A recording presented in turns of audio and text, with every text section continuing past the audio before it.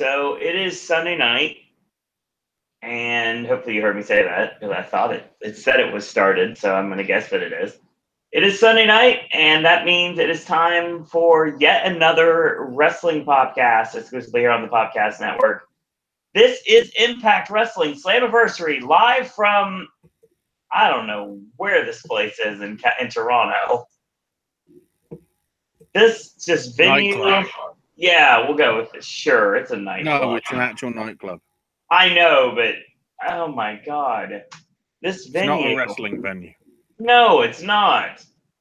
It's the Rebel Complex. And there's really not much I can say about this venue. It is the largest nightlife and concert destination in Toronto.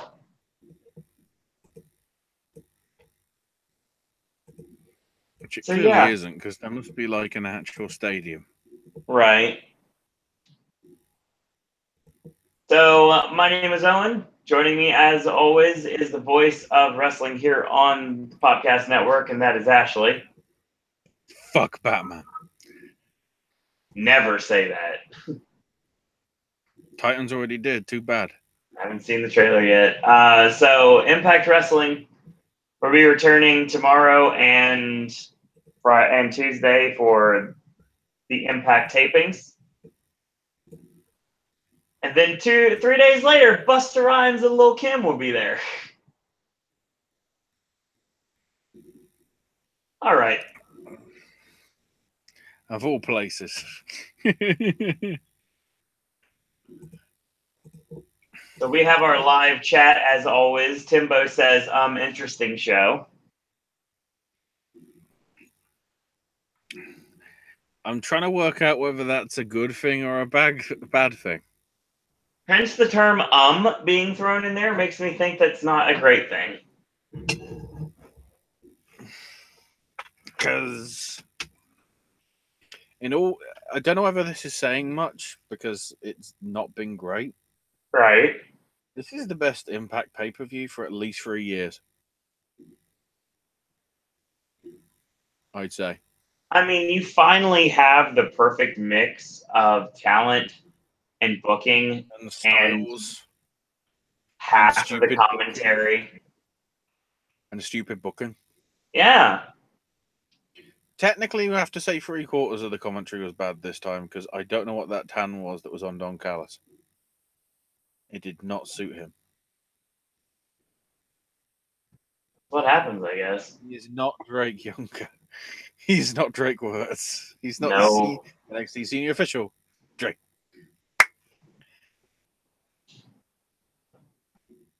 Got a lot to talk about tonight. We're going to move towards more Impact Wrestling coverage on this network.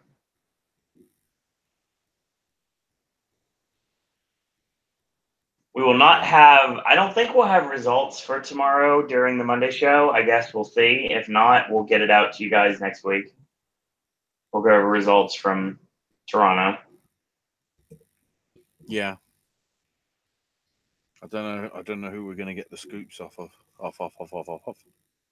Yeah, I will say right now that we are getting, we have a lot to discuss tomorrow night after Raw when we talk about Ring of Honor with TV tapings. NXT, and big time NXT results. Two big results, big title changes from both NXT and Ring of Honor TV tapings. Well, and a change of heart. Yeah, to say the least. We've got the G1. G1 rolling. Don't know whether it's I don't think it's day 8 today. I think day 8's like Wednesday or Thursday. Hang on. Check. Fan schedule. No, next show's Thursday, so they're off for a couple of days, so we'll cover that tomorrow. Yep, we certainly will. See where everything has fallen.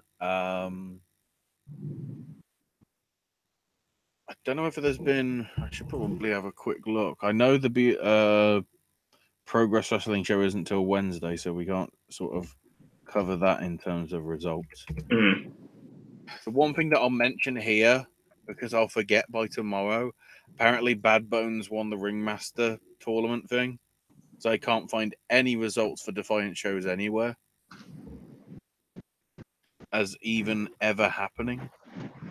So all I can say is Bad Bones won, and he challenges whoever's champion in October, apparently.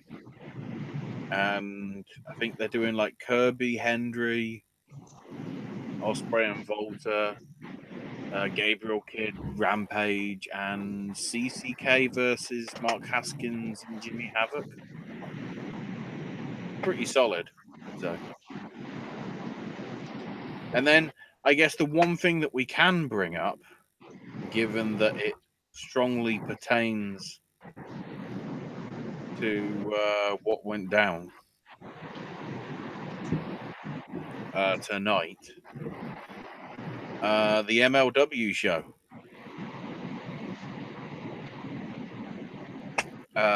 We'll go through the details of that fully, obviously, tomorrow. But the key thing to note is, I think it was like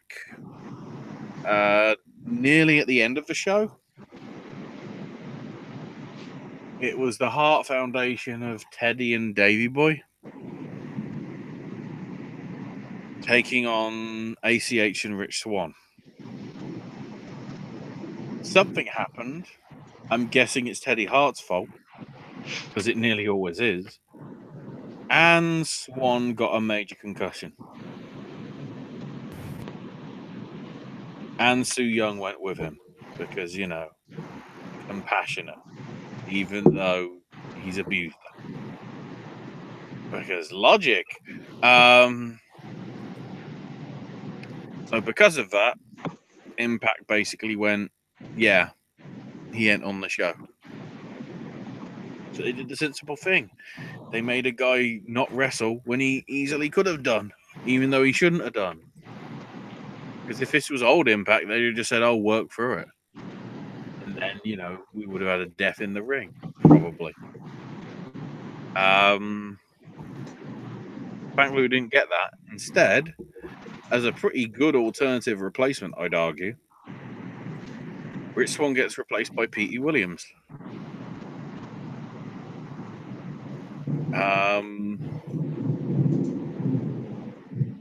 So it's Petey Williams coming out, of course, to the Team Canada music, taking on Bone Soldier Ishimori, Phoenix, and the returning Johnny Impact. As you'd expect with these four, though, it was sort of flippy shit aplenty. Of course. But rather than being too much flippy shit, it sort of did feel like the flippy shit that you got from the X Division back in like 05, 06, 07. Like really good technical stuff. Because instead of being like four guys that know how to do flippy shit, these are four guys that know how to wrestle as well as do flippy shit. That's a great combination, especially for an opening match. Some of the bits, they all sort of did their big finishes at some point in the match. Pete with the Canadian Destroyer, Ishimori with that tombstone into the code breaker that he does. Phoenix at his 450. Morrison did his Starship Pain and all his sort of parkour style stuff. There was a nice dive as well by Phoenix as well. I think Ishimori did like a top rope moonsault. Just all sorts of stuff. Very solid and strong opener, I'd say. We then transition into a solid match between Ali and Tessa Blanchard.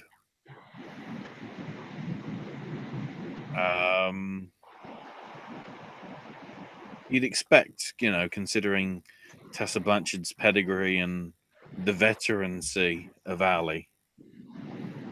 So I love the fact that Rosemary's dead. That makes the YouTube series that she and Rosemary's doing awkward, isn't it? I love that show. That's so entertaining. But Blanchard got the win, escaping from the Alley Valley driver, which I guess is the DVB. I guess you could call it that. But she hit the hammerlock DDT and got the win. But yeah, it was sort of like a well worked match, which for a women's match in Impact Wrestling is a rarity. So then we get to the first CZW tribute show, or GCW, depending whose side of that war you're on. Dreamer and Eddie Edwards in a House of Hardcore match.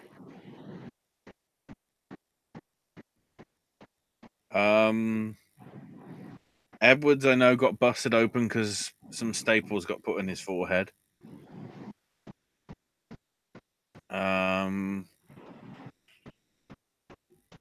There was a lot of bits, tables broken out aplenty and whatever.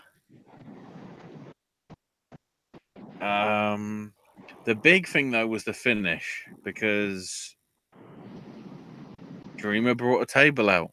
He brought out a yellow bottle which blatantly looked like a mustard bottle rather than a fuel bottle. He pours the liquid on the table. Notice I stressed the word pause. I think that tells you it wasn't actually lighter fluid. Because lighter fluid does not pour in the way that whatever was poured onto that table did. Which may have led to the finish, because of course they were teasing the lighting stuff on fire, and Edwards low blowed Dreamer, Shining Wizard into a chair into Dreamer's head, got the pinfall. Table wasn't even used. One with the Boston Knee Party with the chair. Questions from chat. Shining Wizard. It was Shining Wizard on the commentary. Oh, it's the Boston Knee Party, so God dang it. Learn.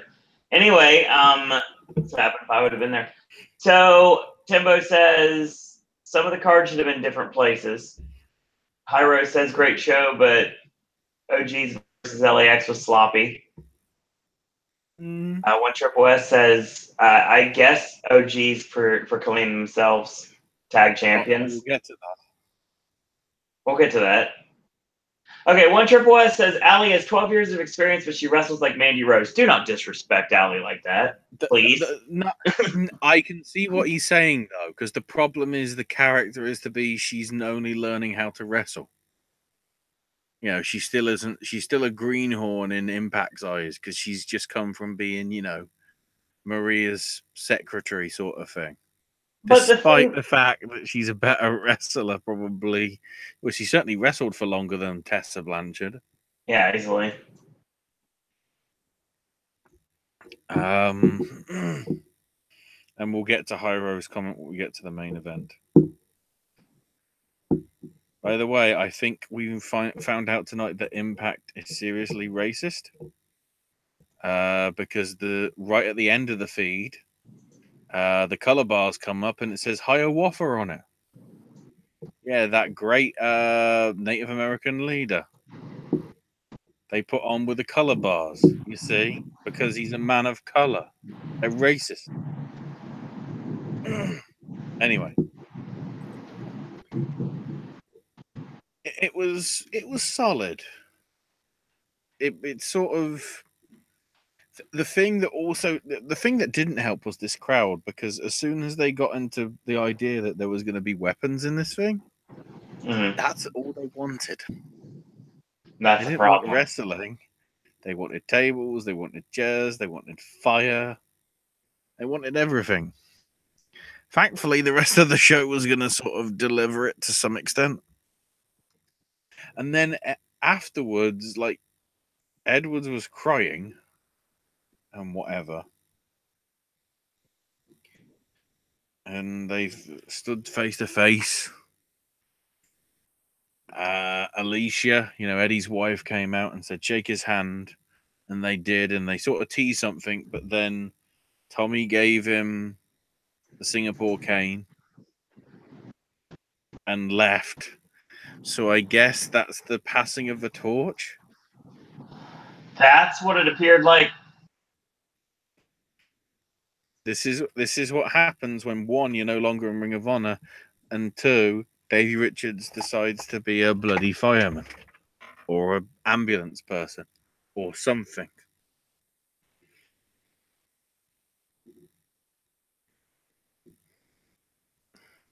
He's better than this, but he's just doing hardcore matches.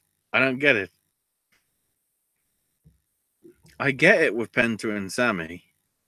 I get it with Homicide and Hernandez and EYFBO and Kingston and Conan. There's history. There isn't really with Eddie Edwards to some extent.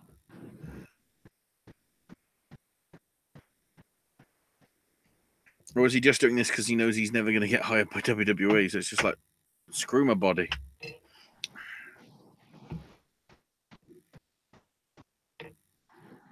I mean, it's very possible. So then possibly the only damp squib of the show, even though it was solid still. Seidel and Cage for the X title. The promos that Seidel was doing beforehand, before they showed the video package, felt like it was written by a 4-year-old. It was just like just all about this inner eye stuff and whatever. And it's like, why doesn't he sound like he's stoned? Oh wait, he probably can't do that because they're in Canada and they'll bloody arrest him.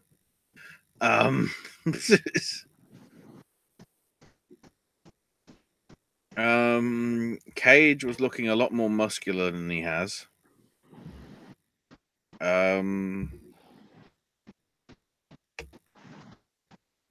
It sort of was lacking the sort of like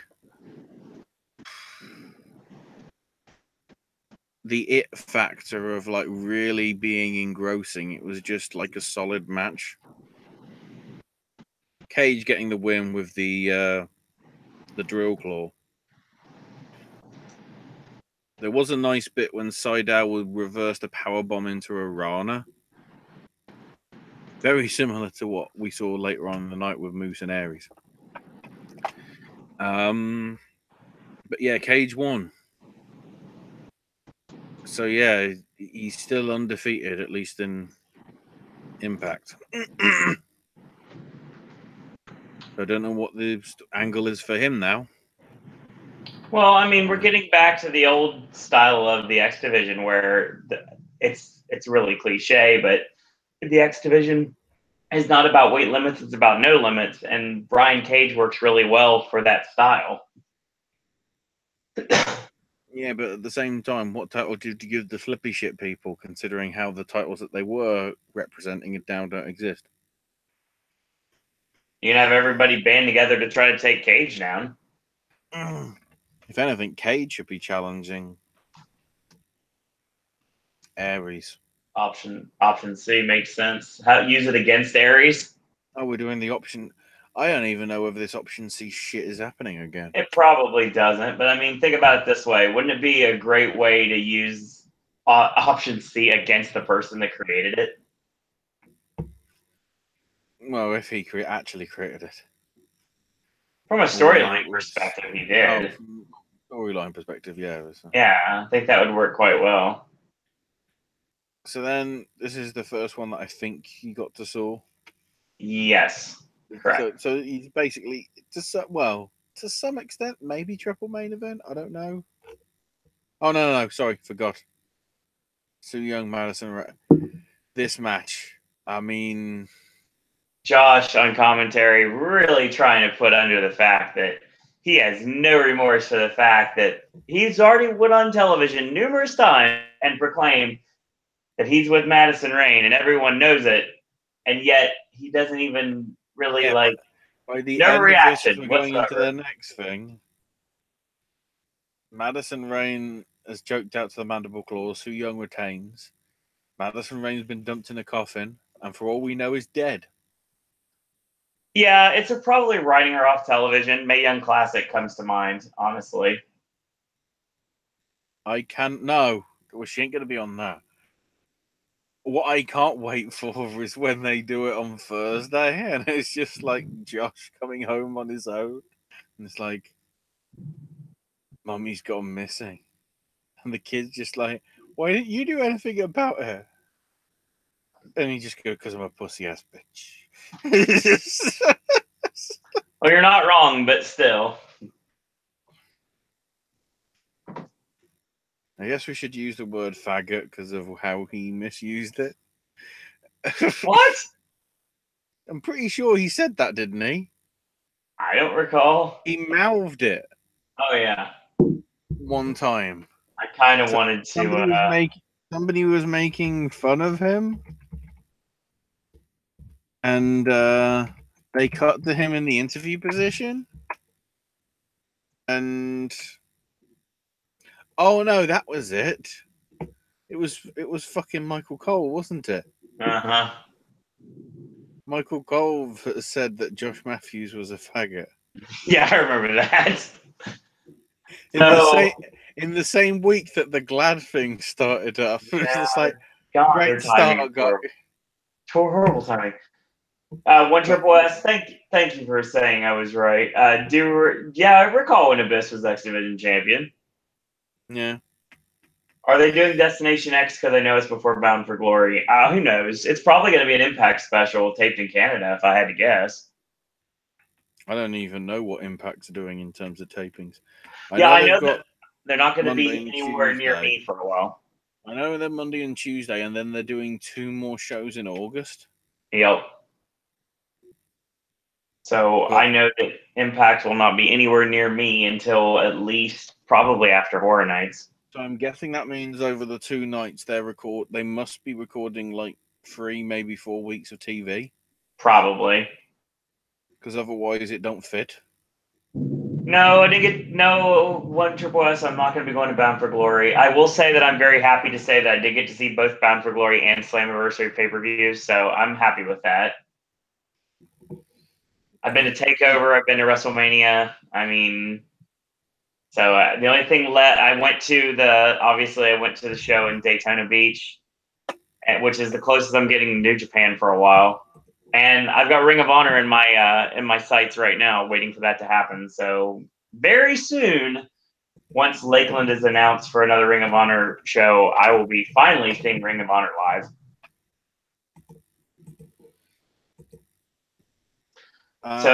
Question from chat: did you see about the Shogun fight? One Triple S wants to ask about that. Did you see it? I'm pretty sure, didn't it happen like just now? I don't know. I don't follow MMA either. I know it was Sunday, but I don't know whether it was.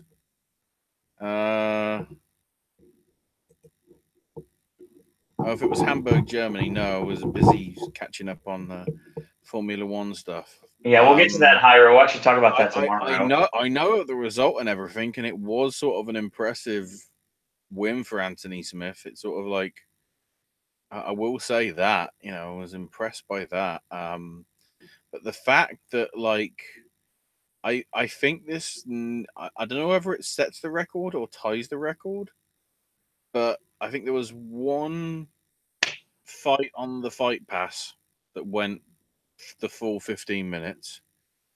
And then every single match from the prelims on Fox Sports 1 and then the main card, which I think was 9 matches, all went 15 minutes. The only one that didn't was the main event, which only went about a minute and a half. That was a bit boring.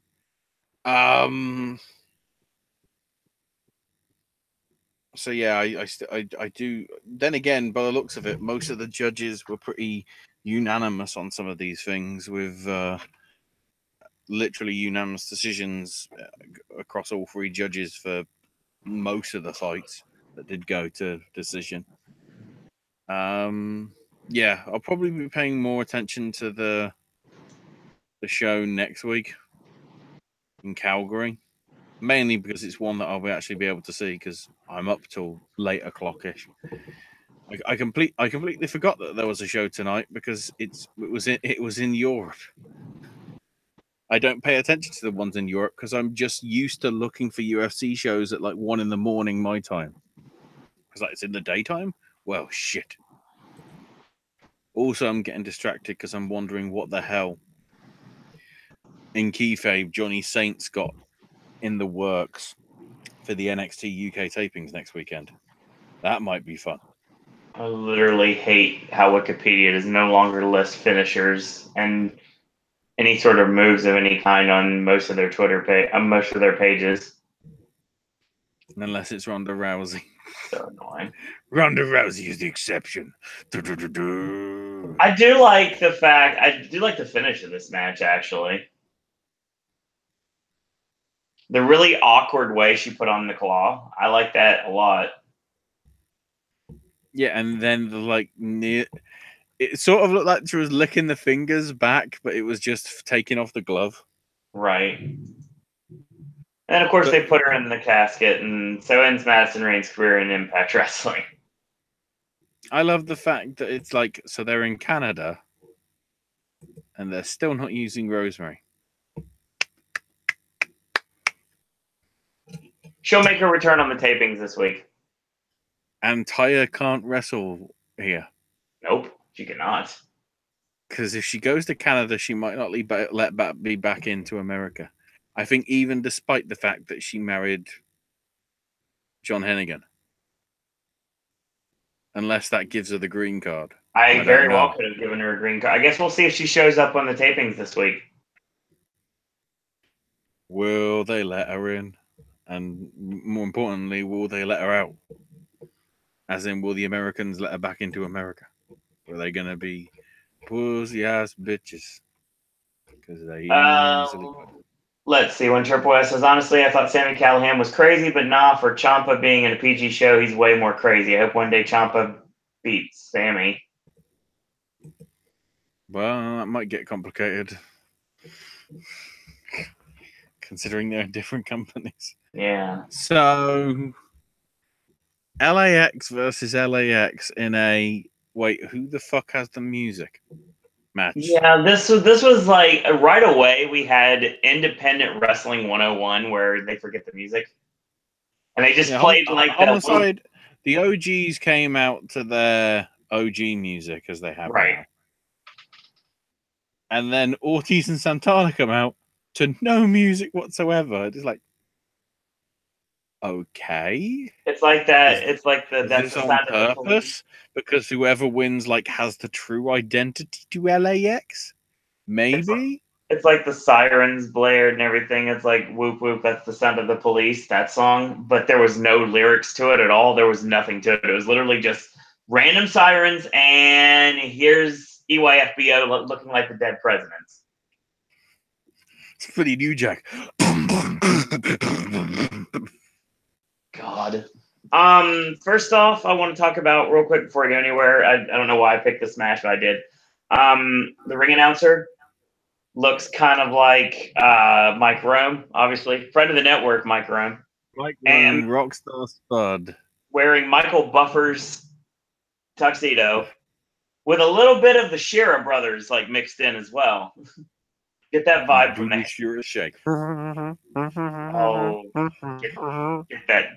Keep that goof off television. Why didn't they have the Buddy Shera shake with the Harlem Shake music? It would have got over. In the Impact Zone, as much as I hate to say it, yes, it would have. Yes, exactly. For some reason, they like that dumb idiot. One Triple S says, will we ever see WWE Tiffany on Impact back? I doubt it. I don't know. I mean, you never know. Taryn may show up again. Who knows? But I doubt it.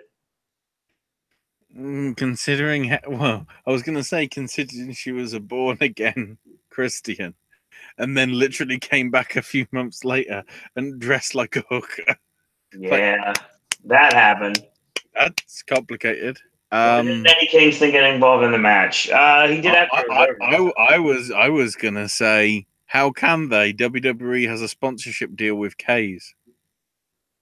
Wow. Because Tiffany Jewelry. Oh, I'm leaving. Bye. Homicide. I'm happy to see Homicide actually work this match. Obviously, I know he had to, but I mean, I'm glad he actually is working again because I miss Homicide. Hernandez, oh my God, he's on the Chris Harris diet, good sir. Braden Walker. Yeah, knock knock. More Braden Walker.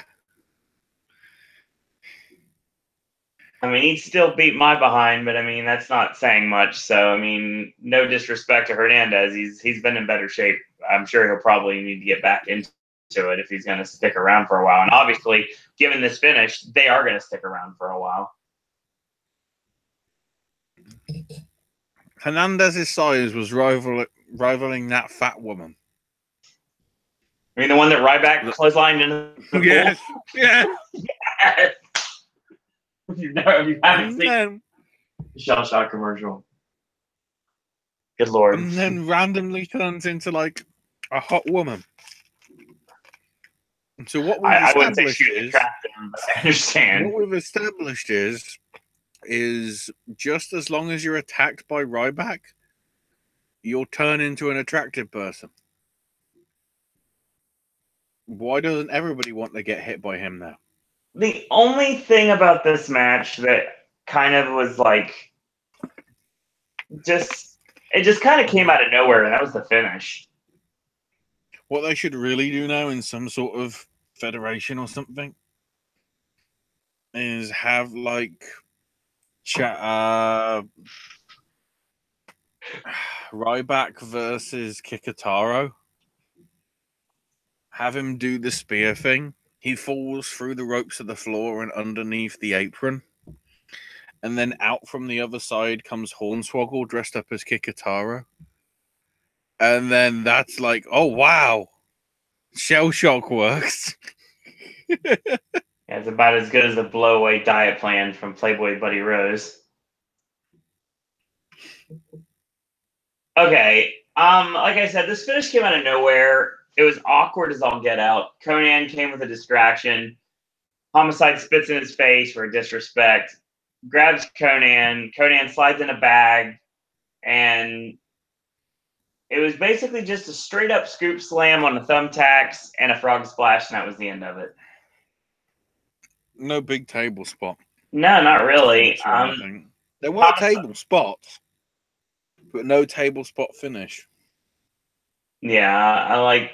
Then after the match, basically they went on NWO and the tag belts, and destroyed Homicide, the Conan and EYFBO. Yeah, Kingston hit Conan in the back with a sock full of jacks. I don't know. Slapjack, maybe? Tennis balls. Like a blackjack, potentially. Big ball bearings.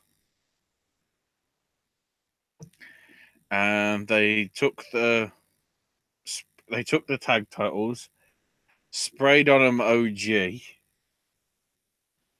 and walked out with them. So yeah, the guys that lost apparently won. Possession is 9/10, good sir. Yeah, but copying the NWO is 9/10 of why the fuck.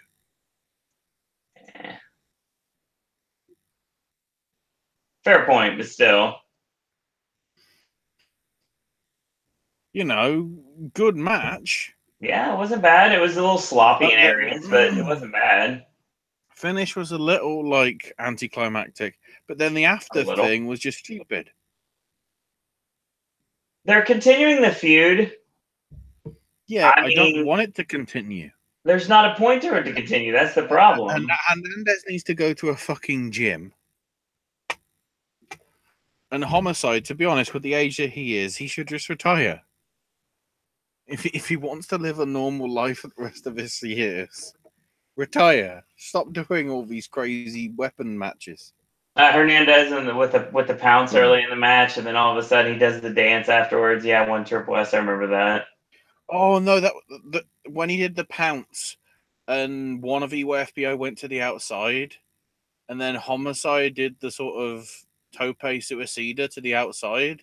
Yep. and went through the table himself, really, rather than going through the other guy. Yeah, he completely did not miss. He just quite literally hit the table more than the person he was trying to put to the table did. He misjudged the spot, to be quite honest. I'm saying LAX won the battle, but OGs won the war. The war hasn't finished. How can they have won it? This feud Something must tells me continue. we got some sort of New a York street fight. Yeah, we'll get some sort of a street fight to end the war during these sets of tapings, or they can move it all the way to Bound for August. Glory. Bound for Glory makes sense to finish it off, but you're gonna have to give Homicide and Hernandez the tag belts in the meantime. Or you don't. We'll see. Somebody else gets the tag belts. Pentagon and Phoenix get the tag belts. It's like, that's the true LAX, surely. Because they wrestle nearly every fucking week in LA because of Lucha Underground. Yeah. So, and they're actually Mexican. So, you know, I think it counts.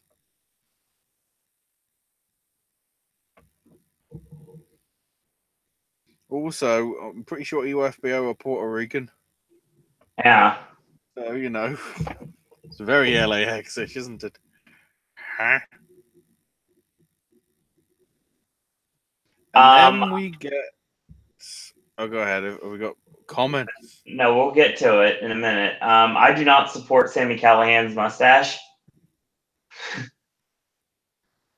No one should.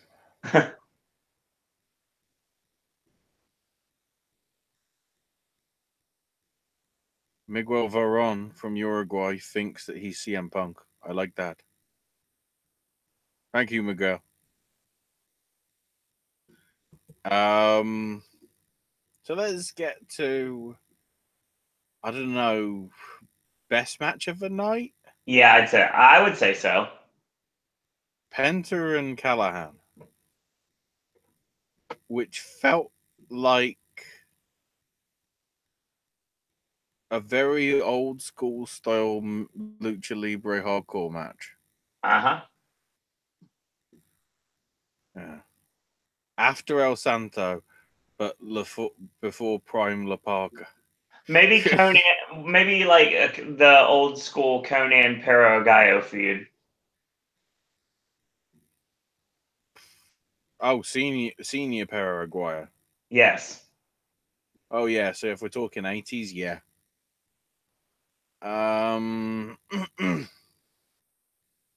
We had spikes used,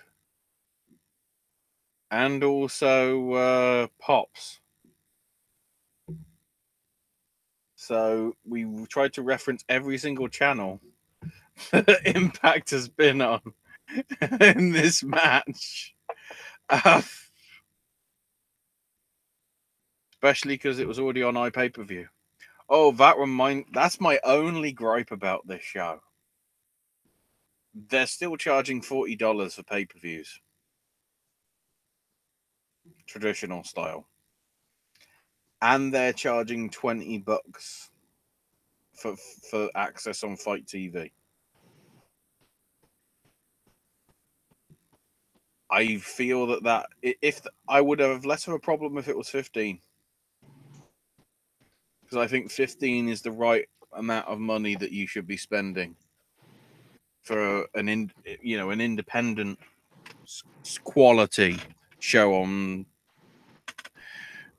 live iPay-per-view or VOD or whatever. Right. I think charging too much more than that is a little risky. It's like we don't know what the price point for All In is going to be, but I have a feeling it's going to be somewhere in the 15 and 20 mark, I'd have thought. Yeah, I would say so.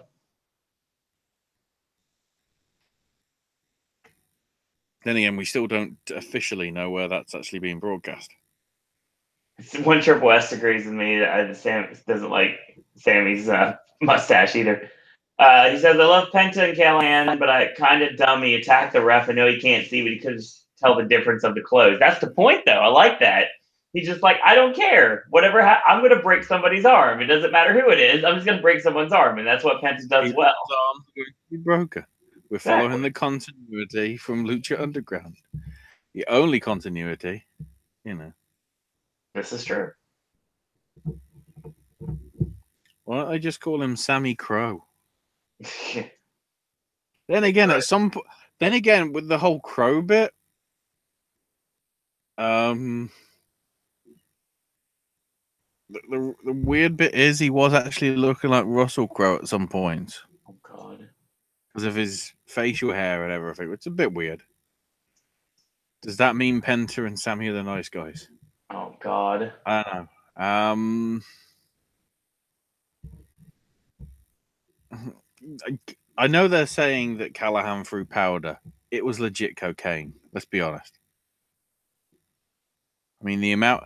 Also, I love the bit where it's like he threw powder in his face. Joey Matthews is choking, despite the fact the powder went nowhere near the announce table.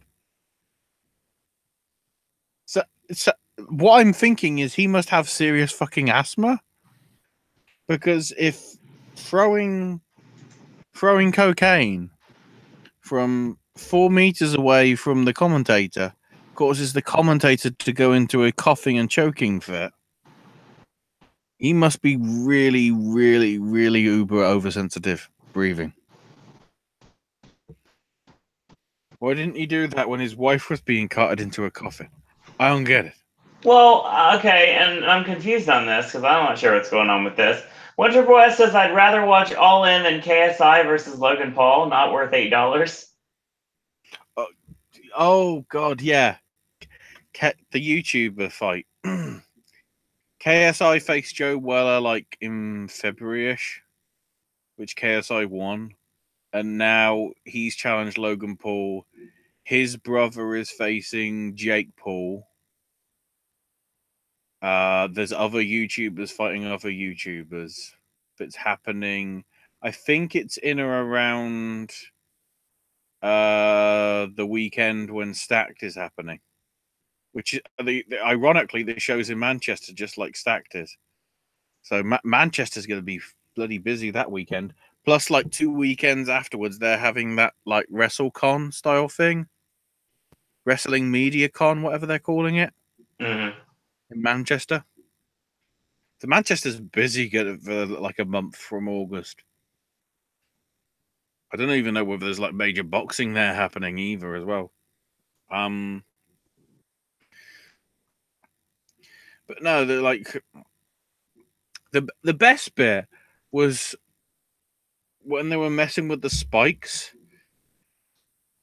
You know, Sammy was doing it and ripping them off slightly. Phoenix was doing it, and he was using the one spike to bang the other spike on the top, as if it was like a chisel to cause the dents in Sammy's head. Did this every time, missed, hit it on the second time. You know, twice he did that. Then he got the baseball bat, and I'm going, okay, this is an interesting spot. He misses with the baseball bat and just smacks Sammy right in the face. And then then he goes for a second time and manages to connect it with the spike, and it's just like, you made it funny the first time by botching it. Then the Chris brothers came out. Pentagon, I think, legit smacked one right in the head with a chair. And he wasn't sort of wrestling fine for the majority of the little bits that he was involved in after this. So he might have been concussed. But the Kid Ref, or whatever they call him, because I guess he's a Kid Rock fan, I don't know. The Penta Driver happened on 4 chairs, and for some reason, Sammy kicked out. Yeah, I don't get why that wasn't a finish. Especially with what they did as a finish. Strong Cradle Driver would have made more sense. And also the spot when Penta broke the referee's arm, and he hit the package pole driver and all that, and went for the pinfall. Why didn't the referee count with his other arm? Why did you just go, ah, oh? Or was it just an excuse to use Kid Ref? Probably. But Sammy tried to bail, but Phoenix stopped him.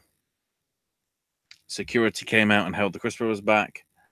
And the Lucha Brothers cut his hair with some scissors and then shaved the majority of the rest of it off. The best bit was during this time, the crowd were chanting, "Shave his beard, shave his beard." And throughout this, Sammy's face was just like, "Not the beard." That was enough. Hyro says he could see a Latino feud with the Lucha Bros against the OGs versus LAX. Versus La Parca and Vampiro. You know, it could work if they wanted to do it. Who thinks Depends how fucking desperate AAA is for viewership after depending what happens at the bloody Triple Mania show.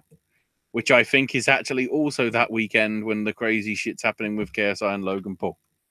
Which is always nice. Who thinks the hair versus hair match? Yeah, the hair versus mask match is better than Mysterio and Punk. Well, yeah, because you actually got like stuff that you'd expect for a violent match.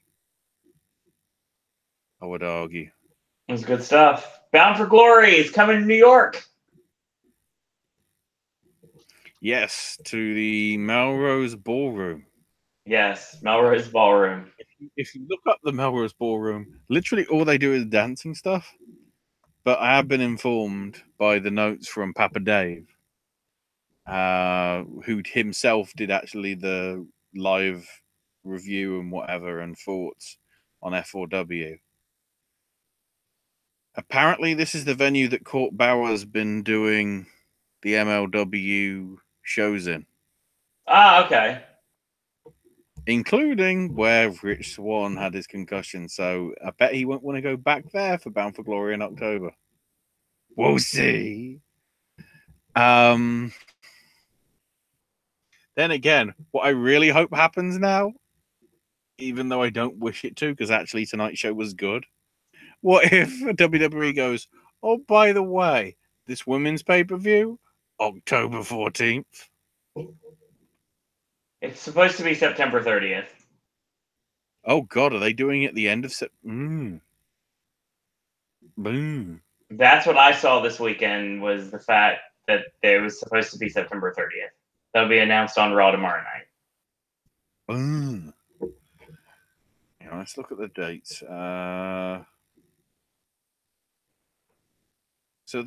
So does that mean there's going to be no women's wrestling on the Australian show, which is literally a week after? Possibly. If the women's show is going to coincide with the finals of the Mae Young Classic, I'm slightly happier with it, but I still have concerns. It could. Especially because if that means that there's going to be a women's match inside Hell in a Cell September 16th, how are they going to be in any fit shape to perform 2 weeks later and then a week after that? I'm thinking, because keep in mind, I'm thinking it might be in October because after the MCG show on October 6th, there is no pay-per-view till Survivor Series on November 18th. There's 6 weeks. You could at least do like a women's show in or around Halloween time. Nah, just do it in September and get it over with. Let's have a quick look. Well, that month is 7, 14, 21, 28. I think somewhere like 21, 28. Because I think for the Survivor Series, it probably should be just SmackDown versus Raw with the women. And not have the titles on the line. Because if the titles have been on the line at the women's only show, that I'd say would make more sense. Let's see. We'll see what gets announced tomorrow.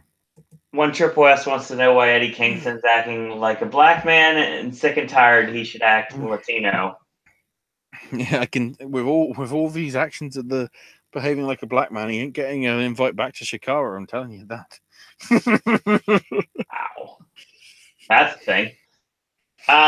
So Jeremy Mills, welcome, says Scarlett Bordeaux makes her Impact Wrestling debut. Yeah, I've already seen her work actually in the shows that I went to. So yeah, she's good. Will they use her right? My answer is probably not.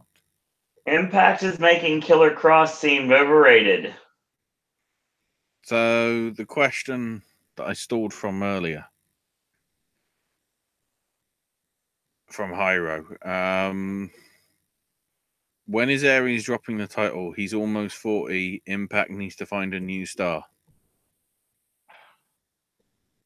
Fair point. Because if you're going to sort of get the new generation in, they need to sort of get a chance. I think the only reason why they're doing it is because they don't want him to get poached by Ring of Honor. Because I don't think he's going back to WWE. Although, that being said, he did leave on somewhat amicable terms. He did. And I'm pretty sure Triple H with any wrestler is like, never say never. Especially now. Vince might be. But Vince probably is. All that sort of stuff anyway. And this was a very good main event. Yeah, it was. It sort of was crazy all through this. It was non-stop action. It didn't feel like any bit where it was just like we're stalling and having lazy stuff. One of the best bits, Moose killing some kids in the front row. Taking out crowd members tonight. Yeah. We're killing children. Da, da, da, da, da. Pretty much. But yeah, the fact that there was God knows how many false finishes was a bit complicated. I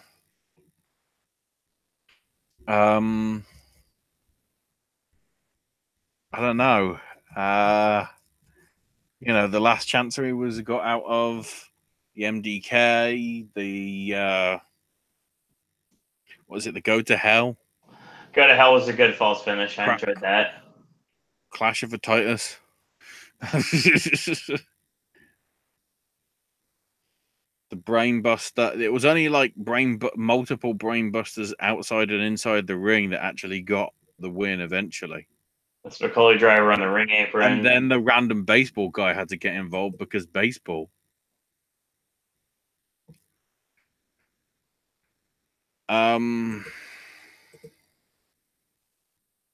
Who knows? I honestly think, because that's what I was immediately thinking afterwards. Who's next for Aries? Because there's literally nobody there. No, there's not. Drake isn't worth it yet because he needs to build up to it. Cage has got the X Division title, so he's already occupied. Option C. It writes itself. No. Who better to cash in Option C on but the person that created it?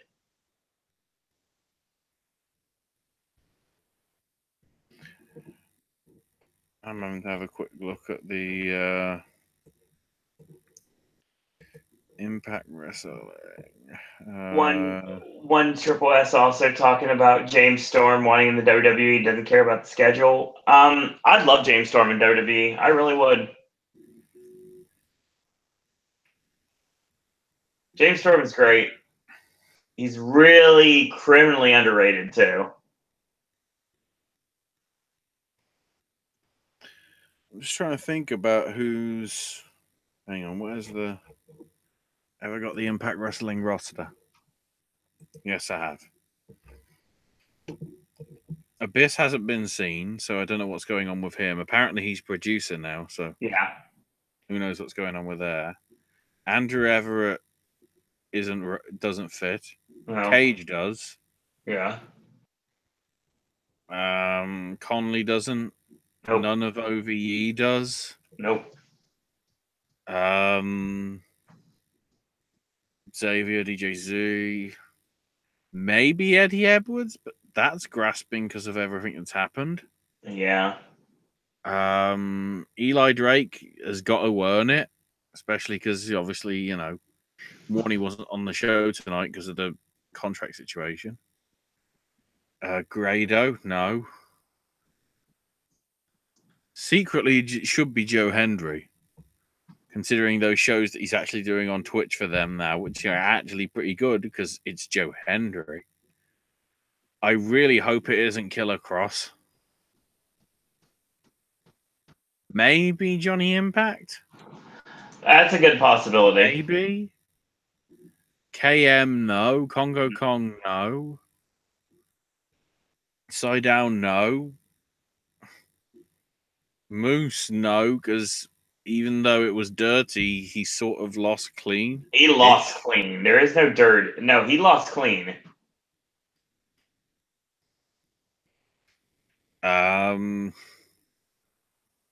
Ishimori, again grasping at straws. Jimmy Jacobs grasping at straws. There's nobody there. Unless somebody's coming in. I haven't heard of anybody that is coming in. No. So I have no fucking clue. I mean, this would be a great spot for Mysterio to come in, but he's not going. He's going everywhere, but P.E. Williams, because of this stupid storyline that he's outgoing involved with Killer Cross, no. That killed him for me. Rogue, I'd say that story, I'm not a fan of Killer Cross. I mean, Pac would be a good idea if he could get out of his WWE contract.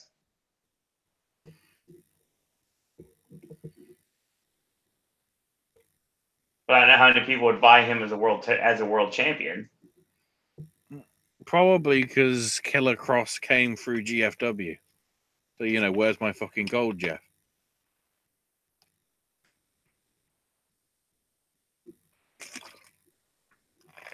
Then again, apparently Killer Cross is the White Rabbit that ordered the murder of Masquerita Sagrada. So, also establishing there, why the fuck is he relevant? He is completely useless. I see, I'm amazed that the Cauliflower Alley Club gave him the Rising Star Award because he ain't for me. He's a twat that's in his mid-30s that is apparently from Las Vegas, so he's a wannabe Ryback already, especially with his look.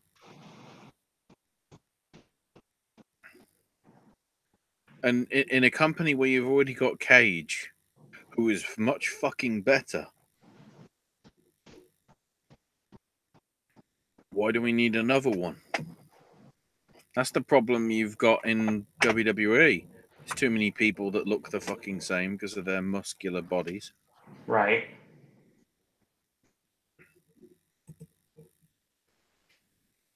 So, yeah, I mean, it was a great match and everything. But I enjoyed it. It's just that my question is, where do we go? Where do we go from here in terms of everything? But don't forget, and Impact has been notorious for this in the past, just because we just had a pay-per-view and Moose lost doesn't mean that they couldn't still do the title switch on the Impact tapings. Maybe.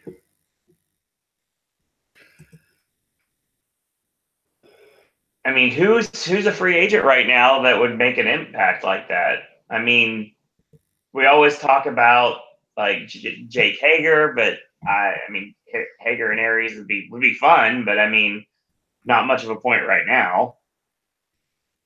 There's nobody I can really think of. I mean, AAA. I'll tell you, if they wanted to book it properly, you glossed over it, but I would book it this way because I'm a big fan of his work. Jimmy Jacobs would be a great idea. Yeah, but he's too busy managing Congo Kong. And he's got so much past. Like you do a match where you have the stipulation be a tag match with Aries and a partner against Jacobs and Kong, and have Jacobs get the win, and the person that pins Aries gets the shot.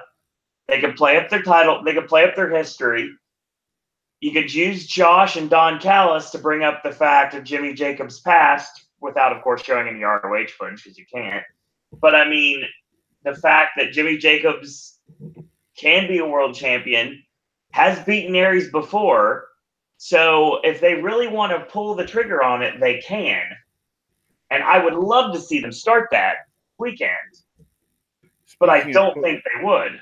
Speaking of pulling the trigger, you need to see that GIF that I just sent you on Facebook. Oh, Lord. Because this is fucking ridiculous. Because I was looking at Cubs fans trying to know what's going on with AAA and everything. And apparently this weekend was their AAA versus Elite show that was on Twitch. Which, from what I've heard, was actually a pretty good show.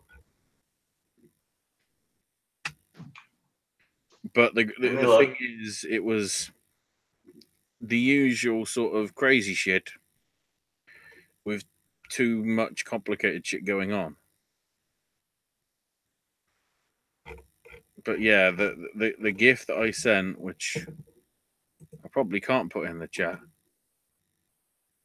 I guess I'll have to do it on my Twitter. Everybody get over to it at Ash is my name UK. Cheap plug.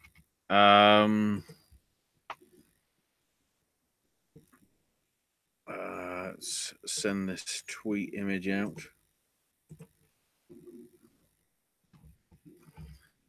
So it was. I'm trying to get the list of the match that it was.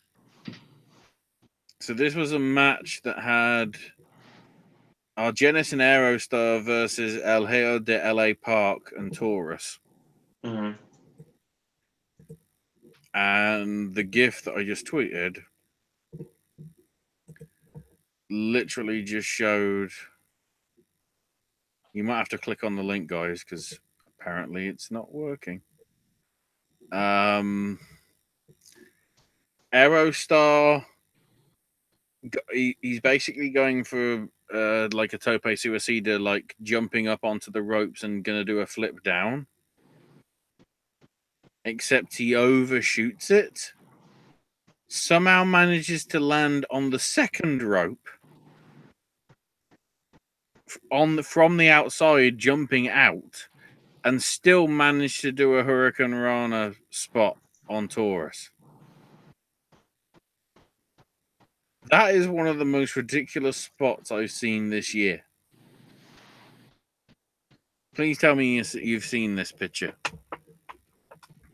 Now, Owen, or not? I have seen it now. That looks nice. So yeah, that happened apparently at the weekend. I was trying to find out more about what was going on in terms of the Triple Mania stuff. No cards yet, despite the fact the show's probably end of August time-ish. God. More comments from chat. Hyro calls you Big Daddy Ashley again. Says, I subscribe for Demand Progress. I love Osprey versus Banks, but recommend me a Big Daddy Vulture match. Hang on, let me go to YouTube.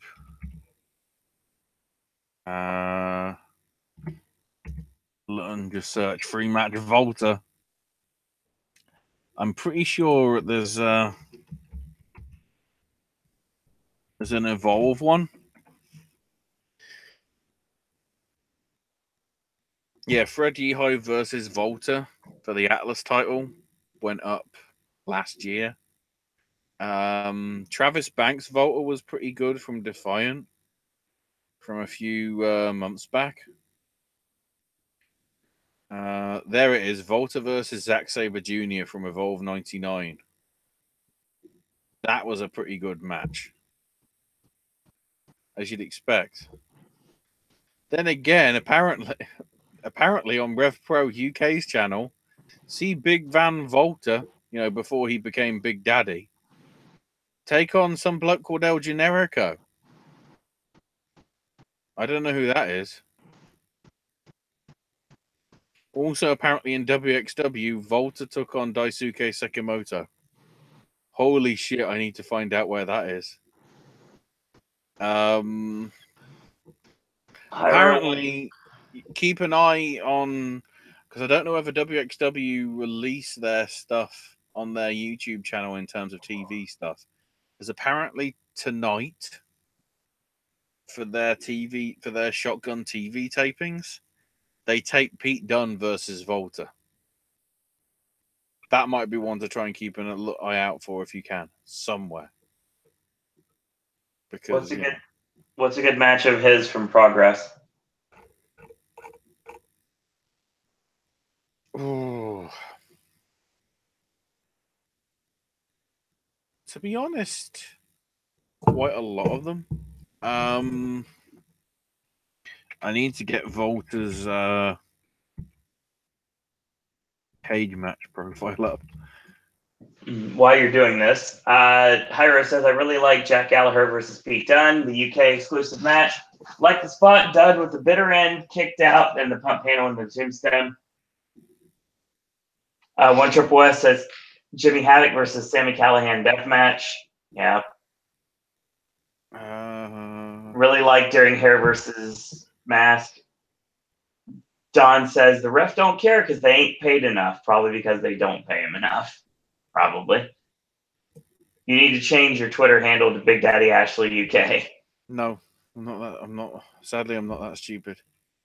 Okay, there's nothing that stands out from 2015. Hyro's talking about his debut time. Bait and Osprey, but it's pricey because it's $10 each show. That seems possibly interesting. I mean, Volta versus Dave Mastiff would be interesting, but Volta losing to Chris Hero, from what I remember, was one that sort of put Volta on the map, I'd say. Also, the Volta Matt Riddle 2 matches that they had were pretty good. Back from this time last year, I'd say they're very solid. Same really goes for some of the ring camp stuff. The show that they had at the Boston show last August, in or around SummerSlam time, was a pretty good one. And then there's been quite a few from this year. I mean, the Volta Zack Sabre Jr. match from the Progress show in Louisiana was very good.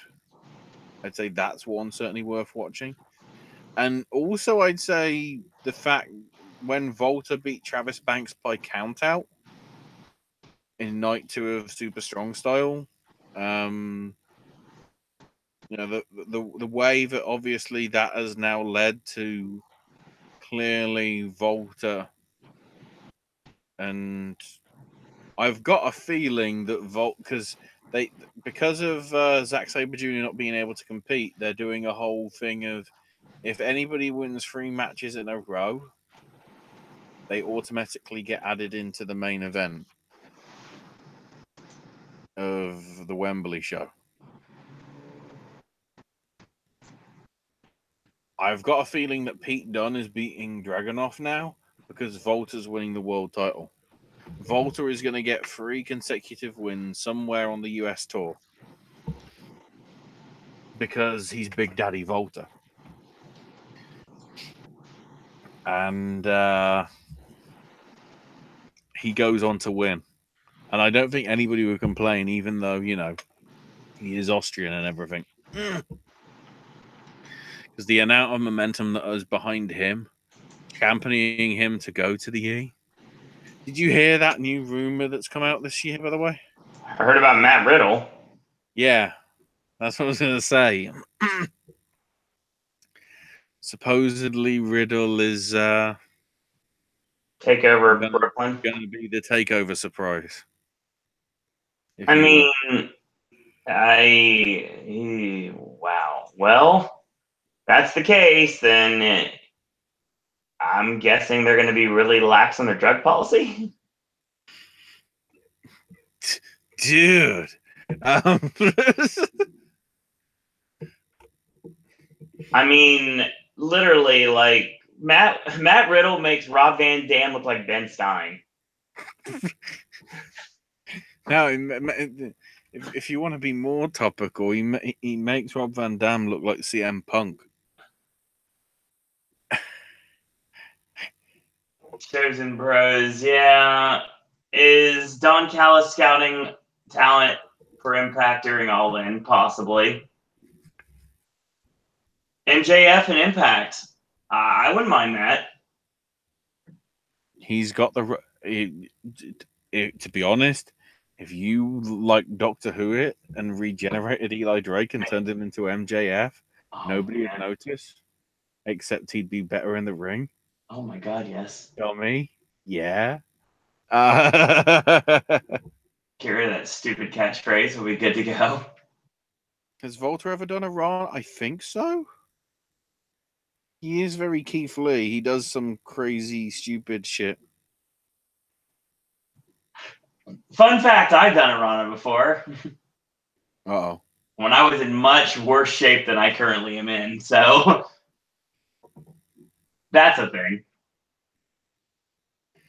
Hyro saying he wish he could see Tyler and Ospreay, but it's pricey. You know, that is the thing, but you are paying for a good quality show from Fight Club Pro.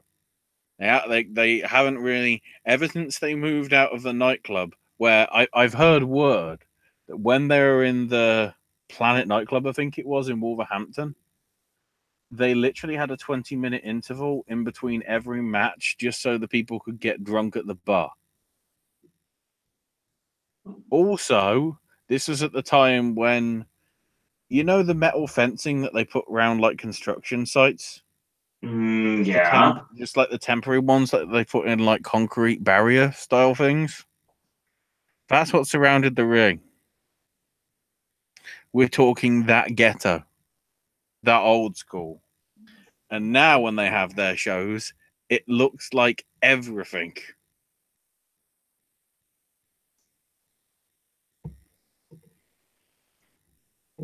Hyro saying about the women tag team title design rumors. I've heard about the tag titles, not the designs. Why is this a thing? I don't know.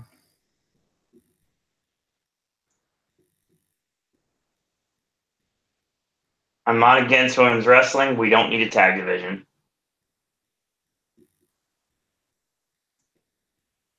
They can't even book what they have right now. They don't need to add to it.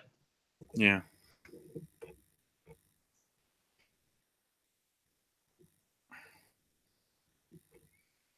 Still trying to find out if there's any more. Doesn't seem to be a huge. There might be some WXW stuff with Volta, which would be an interesting thing to see as well. I've heard the triple threat that he had with Dragunov and whoever the champ was from 16 Karat Gold when Dragunov finally won the title. That's a pretty good one. But I'm wondering how long it's going to be until we see Dragunov in the crowd at NXT TakeOver. I'm wondering whether they might try and pull the trigger by the Royal Rumble. Perhaps. Because, you know, if we're going to be doing the greatest WrestleMania in the Middle East, which now can legit have Hulk Hogan in, yeah, I think they'd be just say Volta is the new Yokozuna, except, you know, he's taller. Rather than getting that random Samoan bloke that they had in the last time. Time to book the Great Power Uchi and we'll be good to go. Oh shit! Oh, the great. But if anybody has any contact with these Arabs that are setting up this event, can anybody send recommendations for them for the Great Power Uti? Yes. Except he's actually got to go out the country into Saudi Arabia. They might not let him back in, so that might not happen. That's a bit of Can a we concern. see? I want to see Hulk Hogan versus the Great Power Uti. In Nigeria. Yes. God, if you've never listened to that Art of Wrestling podcast from Cole Cabana, please do. I just listen to it for fun, like constantly.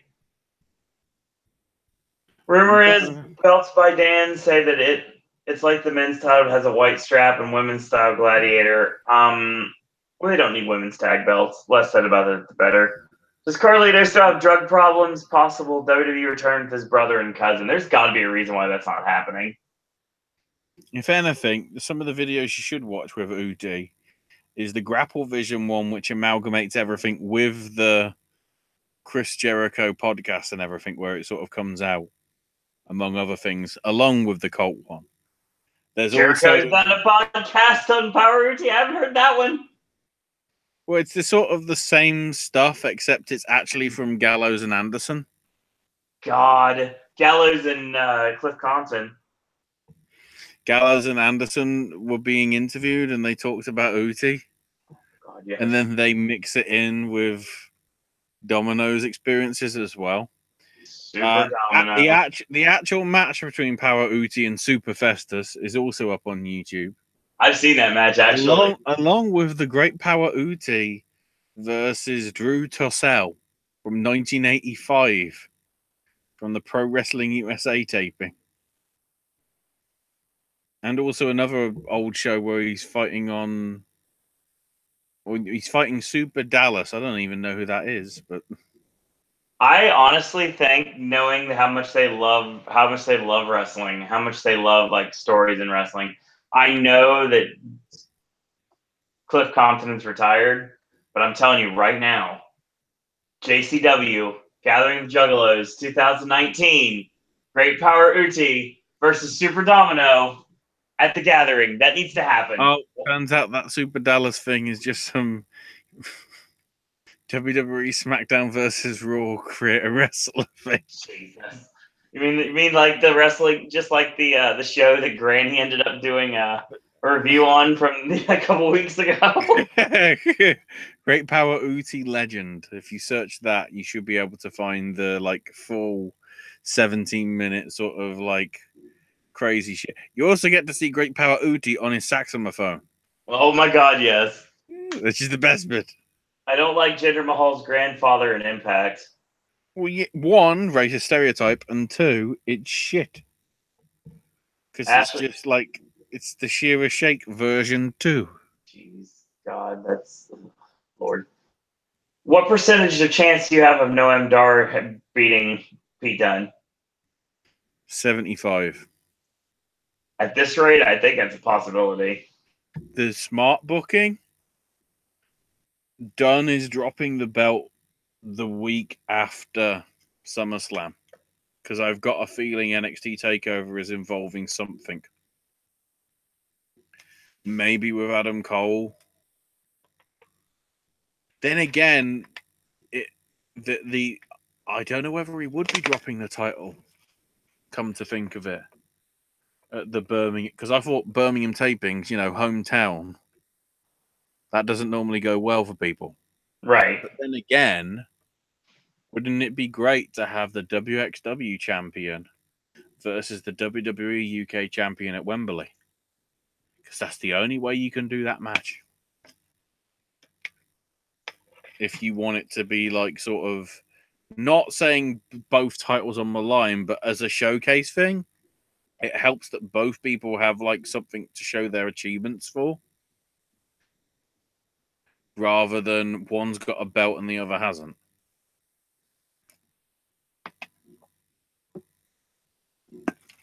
One Triple S thinking Alicia Fox is going to be involved. No. I hope not. This is completely a different. They're actually booking Noam Dar the proper way this time. Well, they're booking him in the UK, and I think Alicia Fox is busy anyway because of the work that they're doing. Because let's have a look at the events. They're probably, Cincinnati. They might have Alicia Fox on. I mean, they clearly could because of the whole. I love you. I want to fuck you, Bailey, said Sasha. All that weird shit that was going on last time. And then the fact that like the weekend after, or the day after the Saturday and Sunday tapings, the NXT UK stuff is, they're doing Miami, Florida, which is going to be a big one because I need to see. Yeah, it's going to be the first. By the looks of it, it's going to be the first. It's going to be the last time that WWE isn't going to be running against NFL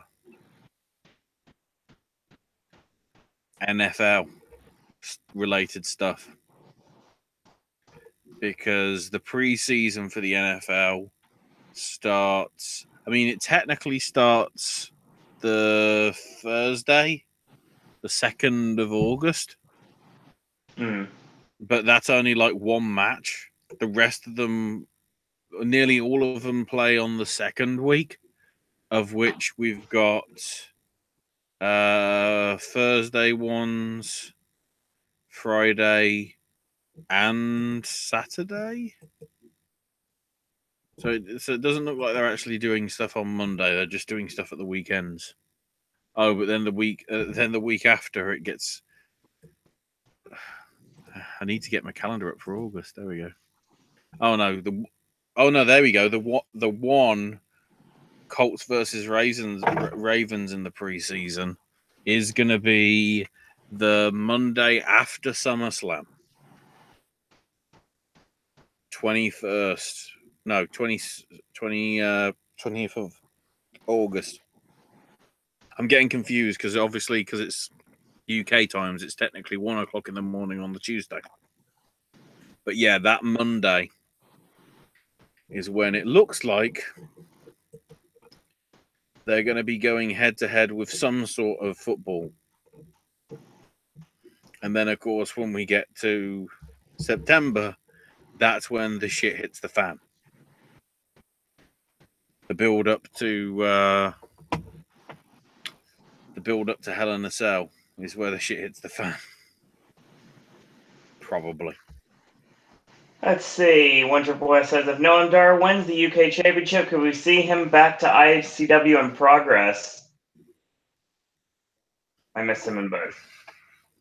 Because of the whole WWE UK thing, maybe not. But I don't know. It'd be nice to see him in there, but whether they'll use him, realistically, I wouldn't be surprised if they showed up as surprises, maybe, on the US tour,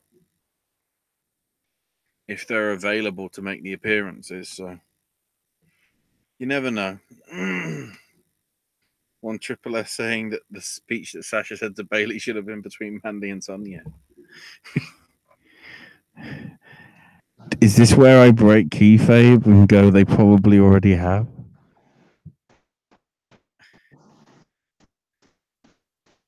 In a shoot sense. Because I think they're. Well, I was going to say they're blatantly an item, but. Oh no, Liv Morgan's the one that's going out with Tyler Bate. I was getting them confused. Yeah. There are rumors suggesting that Mandy and Sonya are in a relationship right now. You know, fair play to them and everything. But, you know, that's the other thing I've just realized as well. If we're doing an angle on a WWE product where it seems like they might be taking it in an LGBT direction, Why don't they use the LGBT person? Or would that be too close to the bone and then they get criticized for it? It's too on the nose. Is it true about Kathy and Finn being an item? Apparently so. I've heard that. All that shit with Bailey, eh? He just wants the Canadian pussy, apparently.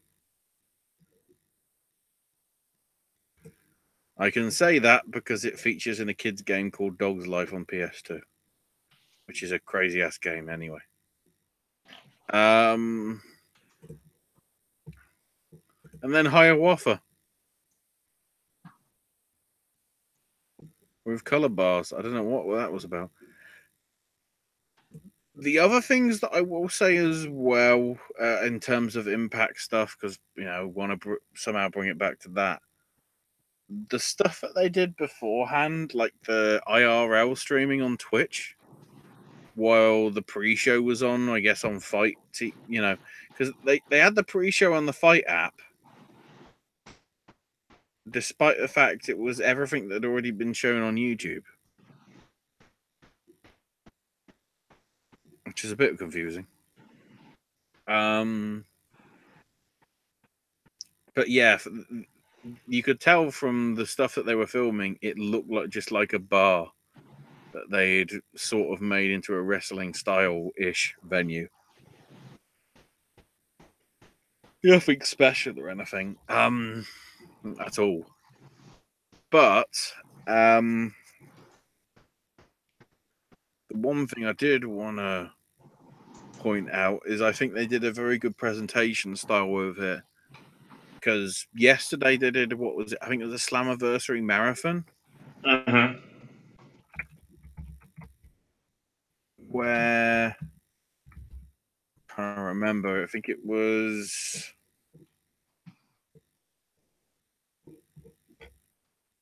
I'm trying to remember. I think it was 2005. 2007, 2012, and 2016. So 2007 was the one that Kurt Angle won the King of the Mountain match. I guess that was weird. It was a King of the Mountain match that was actually selected. Oh god, that was the one with Bob Backlund and Alex Shelley. I take it back.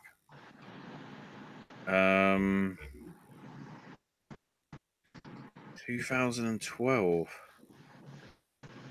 which I think was that was the 10th anniversary one, wasn't it? Yeah, that was the one with Bobby Roode beating Sting, which was pretty solid. And then 2016, which would have been Slammiversary 14, technically. And that was the one with Lashley beating Drew Galloway. Oh, and the Jeff Matt Full Metal Mayhem stuff, which then led to Broken Hardys. I guess is a good thing.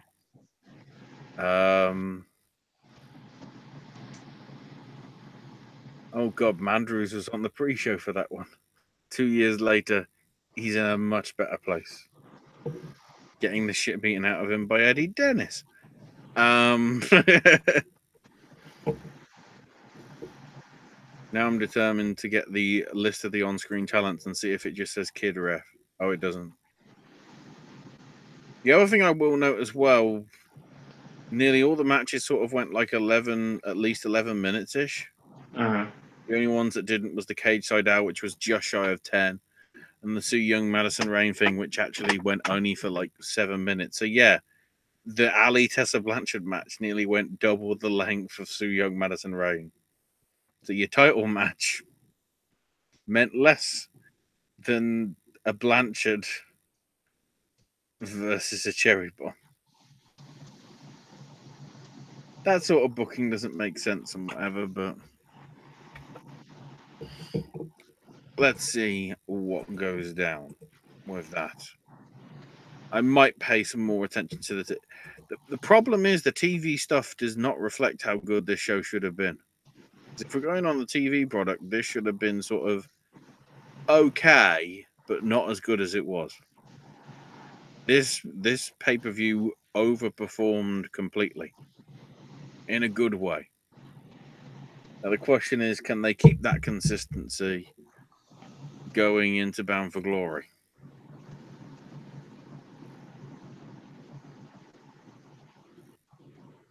Because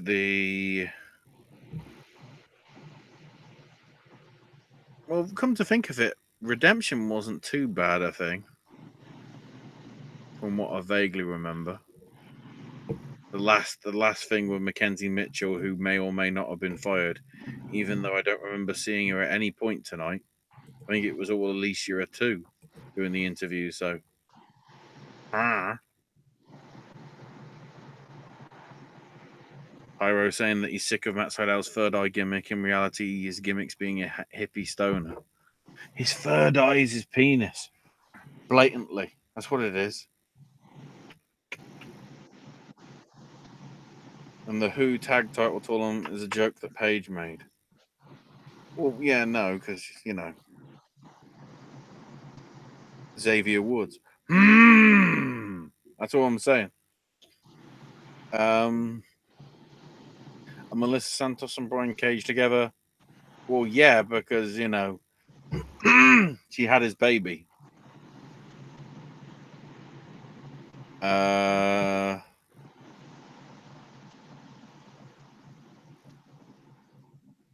Josh Matthews is basically an IRL streamer for Impact. The stuff that he's done on there with Sanjay for the IRL streams is just like terrible. Absolutely terrible.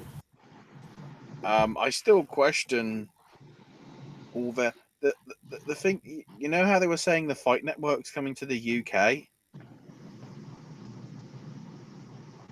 It's a service you have to pay for on pay TV services. So people can't see it anyway. Unless they have those pay services. Thankfully, they're also showing it anyway on 5 Spike. Is that why they did it? Is that we're going to use in the bumpers now? On 5 Spike. It's a bloke with a spike. Get it? Yeah. The thing is, though, it's like they broadcast it as live in the UK on the Fight Network, so you can watch it like on a daily basis. There's also like some old 70s, 80s wrestling with some Ric Flair matches on. So I'm guessing they've got some sort of NWA style collection or some sort of regional wrestling from America that just so happened to have Flair on it. There's stuff. Fuck Batman.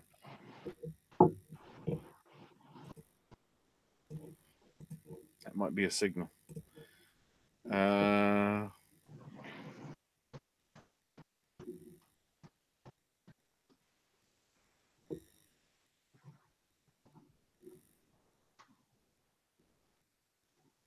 Josh learning OBS, saying Asa with the Twitch channel. I've, geez, some of the stuff that Josh does, I don't know. Anyway, I think that's all we'll cover for tonight. Yep. Okay. Obviously, we'll cover more tomorrow. If you have any questions on your UFC, and yes, isn't it weird that we talk about what the shit's going on with Bellator and the heavyweight title tournament, and then literally within the next 48 hours they announce what happens with the semifinals? Suspicious, don't you think? Were they listening to us and realizing, oh shit, we better announce something, otherwise people aren't going to give a shit? I don't know. It's possible about Shira Hyro. I mean, for example, he was never good, but he was over. So, there's that. He looks even more jacked since he entered NXT. But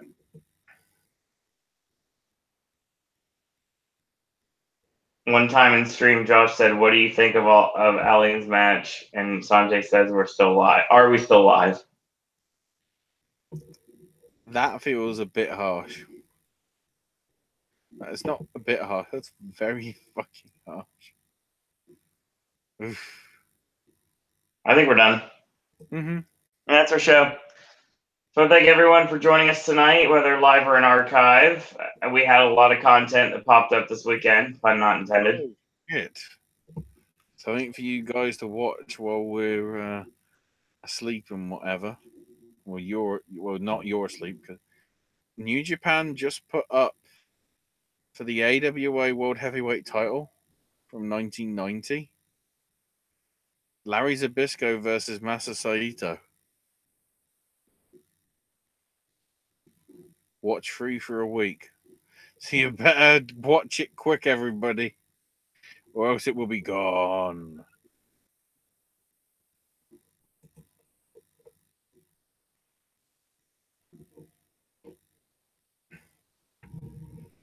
So yeah, I think that is the shoe of shows.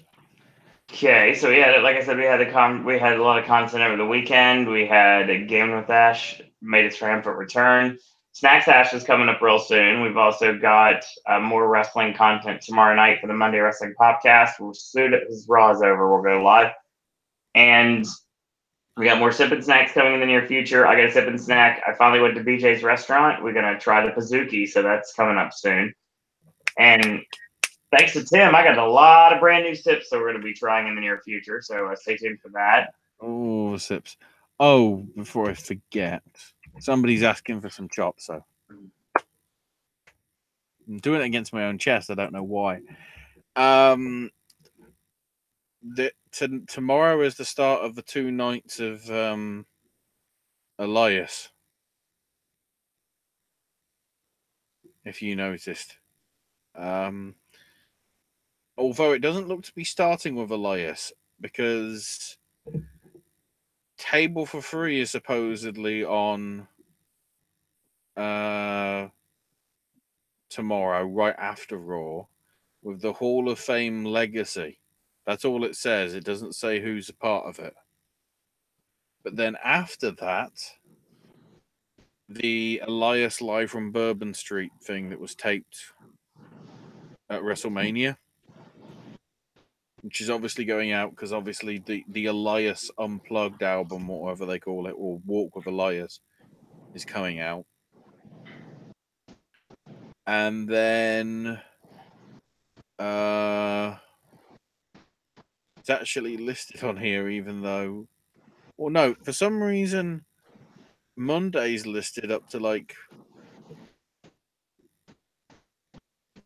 5 o'clock in the morning, and then all of a sudden it jumps to Thursday. But I believe that there's another Elias thing the following Monday after the one from Miami. So you're getting a lot of Elias over the next 8 days, at least on the network. Learn to love it, I guess. And Ash, where can we find you on social media? I'm on Twitter. Ash is my name UK. So, I might eventually decide to change my display name to Big Daddy. If important shit goes down somewhere, like with matches involving Volta, I'll probably just randomly one day change my display name from. I won't change my Twitter handle, but I'll change my display name to Big Daddy Ashley. But you won't know when. God. Follow me on Twitter at Siro and Perhaps Disney. it'll be May 19th. Oh, wait. That's Vote Glenn Jacobs. Oh, God. Vote Quimby. Yes. Follow the network at Popcast Network. Check out our Facebook fan page at Popcast Network. And thanks, everyone, for joining us live or in archive. And as always, in a world where there are a billion wrestling podcasts, we're very pleased that once more tonight you have chosen a podcast. Thanks, everyone, for watching. Thanks, everyone, for listening. And until tomorrow, boys and girls, that's all we got to say about that. Fuck Batman.